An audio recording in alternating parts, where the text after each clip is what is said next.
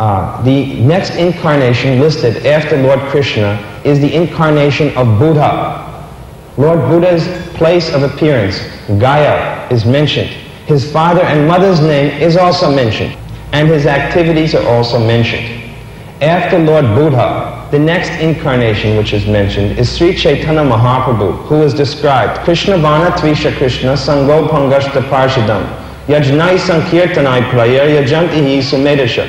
In this Kali Yuga, the Lord will advent himself in a golden color, accompanied by his associates, and will dance and chant the Hare Krishna Mahamantra. The next incarnation after Sri Chaitanya Mahaprabhu is Kalki Avatar, who comes at the end of Kali Yuga in approximately 427,000 more years. Now, between Chaitanya Mahaprabhu and Kalki Avatar, no other incarnation is mentioned in scripture. So this is one point, that the person who you have mentioned, at least, he's not mentioned anywhere in scripture as his appearance. His father and mother are not mentioned, his place of birth are not mentioned, neither his activities. I'm just going to give you, this is the way you can understand who is an incarnation of God. You see, because anybody can call themselves an incarnation, or anybody can have others who may call themselves. But we have to know what the scientific or shastric method for recognizing the incarnation of God is. This is all I want to point out. First point is that in Shastras, there's no mention of this person coming. Second thing is, as I said to you, the incarnations of God have special physical markings on their bodies. For instance, you will know that Krishna had various markings on his lotus feet. He had the club, he had the disc, and various other different bodily markings by which to recognize him. So do every other incarnation. For example, in one of the incarnations of God known as Prithu Maharaj, as soon as he appeared, all the sages could immediately understand he was a genuine incarnation because of these bodily markings. However, the personality you have mentioned has never described and never has shown. I'm giving you various points by which you can understand who is an incarnation. The next way that you can understand a person is an incarnation of God is by his extraordinary activities. Extraordinary activities mean, for example, Krishna lifted Govardhan Hill for 7 days and 7 nights with one finger. Krishna, when he appeared here, was able to duplicate himself 16,000 times simultaneously and be present in the same different places simultaneously, you see. And this is another display of his opulence. Another point is that Krishna didn't use the words of someone else. He spoke Bhagavad Gita. He didn't quote somebody else. He spoke Bhagavad Gita. So he demonstrated his all-knowing aspect. So these are various ways that we can understand who is a genuine incarnation, you see. Bhagavan. What does Bhagavan mean? Bhagavan means who is the most beautiful. And everyone will accept that person as the most beautiful. Not only a few thousand people or a few million people even. Everyone will realize his beauty. Therefore, Krishna is described as Madan Mohan. What does Madan Mohan mean? It means the bewilderer of Cupid. His beauty is so great that thousands, Kandarpa Koti Karmaniya Vishesha Shobham Govindamadi Purusham Tamaham Bhajami. Thousands and hundreds of thousands of Cupids are swooning at the beauty of God. That's how beautiful he is. Not that his beauty is covered and only some people can recognize him.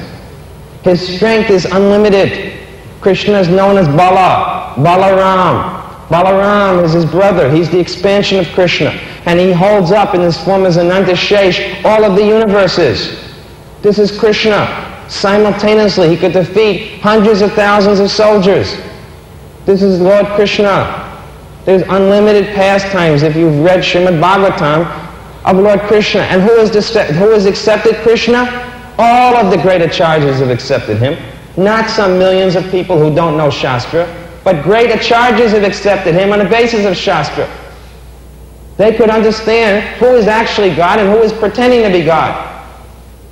It's clearly stated that Ramanujacharya, he worships Krishna. You may understand, he's the acharya of the Ramanuja Sampradaya.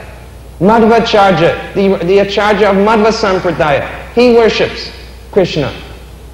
Vishnu Swami, he worships Krishna. Chaitanya Mahaprabhu, even Shankaracharya says, Bhaja Govinda, Bhaja Govinda.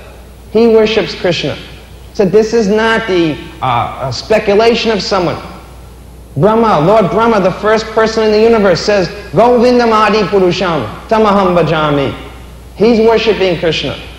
All of the great demigods, they're worshipping Krishna. Now please tell me how it is that you can say that someone suddenly appears and because he's speaking some verses, it is amazing to me.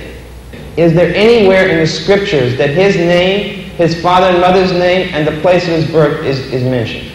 No, as far as according to my knowledge, there is no mention about Sai Baba's name nor his parents. Okay.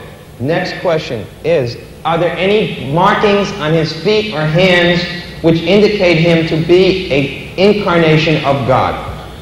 This is what I haven't personally witnessed, but there is a story about Sai Baba having some sort of marking. Having some sort of marking. Have you gone there? Yeah, so you've gone there. Have you seen any markings? I mean, I've seen pictures. Have you seen markings? That marking doesn't mean lines on the hands, sir. I have not seen any markings, but I have seen certain miracles performed by him. That's the next question I'm going to ask of you. Then so far you've answered that you have, that's all right. So far you have answered that he's not mentioned so far that you know in Scripture. Neither he has any markings so far you know on his body to indicate him as an incarnate. The next thing, as I mentioned, is by his wonderful activities. So now you're about to tell us some of the miracles which he has performed. So you can describe some of these miracles which make him the supreme God. Please tell us. Well, I have seen certain miracles performed by Sai Baba in India. Yes, I have witnessed it with my own eyes. Miracles which have cured people with different types of diseases, particularly for one like cancer. Also that he has materialized certain articles, like certain objects. Like what? Religious photographs. A religious photograph. Yes, small statues of Lord Shiva, Lord Ganesha, right? And sacred ashes by the wave of his hand. Just a mere wave of his hand, he has ashes, sacred ashes, and he gives it to devotees. This is what I have personally witnessed. So the first miracle that you mentioned is that he has cured people of cancer. Now I would like to know how many cancer patients have also been cured in hospitals. Is there anyone who ever suffered from cancer who was cured by someone else besides the person you're mentioning? In other words, if there's any doctor who by his treatment has cured patients of cancer, then according to you, that doctor can be called Bhagavan. That's the first point. Whether he does it by his hand or whether he does it by an instrument, I don't think it makes much difference. The real point is that the person got cured of cancer. So now, this means that anyone who can cure someone of cancer is God. This is one of your miraculous statements. Another miraculous statement is that he manufactures pictures and deities within his hand. Now I would like to point out to you that these same pictures and deities are available in any shop, in any holy place in India. Now my point again is that what is the value of the miracle? You see, I'll even accept, let us say that we accept that he did manufacture those things in his hand. How valuable is that miracle? In other words, that miracle is as valuable as the value of the picture or murti. Because the same picture or murti happens to be available in a shop, in a holy place, for 10 rupees or 100 rupees. No. Just like gold, for example. I know so many miracles which he is said to have performed. He's said to have shown gold, manufactured gold. How much gold? How much gold? 10,000 bricks of gold? Then it's valuable. But a little lump of gold, I can go to a jeweler's shop and purchase it, sir. If that's all you have to do to become God, oh, it's very easy. There must be lots of gods going around the world. Now, I want to point out that my Gurudev, my spiritual man,